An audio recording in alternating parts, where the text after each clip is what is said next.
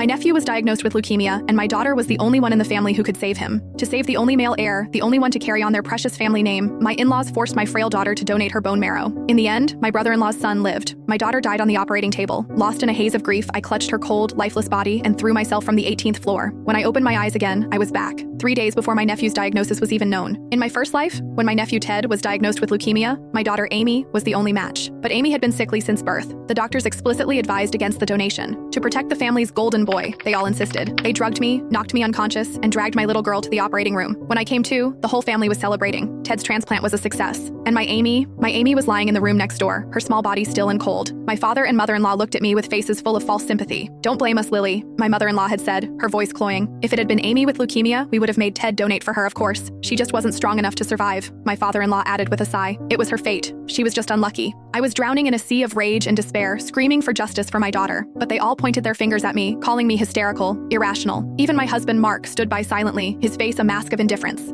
Utterly broken, I carried Amy's body to the highest floor and leaped. I never expected to open my eyes again, but here I am, 3 days before it all began. "Mommy, why are you crying?" A small voice pulled me back to reality. "Was it because I kicked off the blankets last night? Are you mad at me?" I turned, my vision blurred with tears. My daughter Amy, fresh from her nap, was looking up at me with wide, worried eyes. She was only 7, but her gaze held a wisdom that broke my heart. A fresh wave of grief and love washed over me. I pulled her into a fierce embrace, burying my face in her soft hair. "This time, Mommy won't let anyone hurt you. I swear it." I packed a bag, and the first thing I did was drive Amy to my mother's house. Later that afternoon, when I knew Mark would be off work, I called him. "Mark?" I began, my voice thick with feigned anguish. "I took Amy for a checkup today. The doctor said she has leukemia." I let a sob escape my lips. "Last time, you all said you'd make Ted donate if Amy were the sick one, didn't you? Let's see how you react to the news now." After hanging up, I drove home alone. When I walked in, my in-laws were fawning over Ted, the picture of domestic bliss. My arrival shattered the cozy atmosphere. The smiles vanished from their faces, replaced by annoyance. Before I could even step fully inside, my mother-in-law rushed forward. "Mark already told us about Amy," she said, her tone sharp and devoid of any sympathy. "We heard that even if you treat this disease, she'll be on medication for life. So we've discussed it, and we've decided it's better not to treat it. Besides," my father-in-law chimed in, not even looking at me,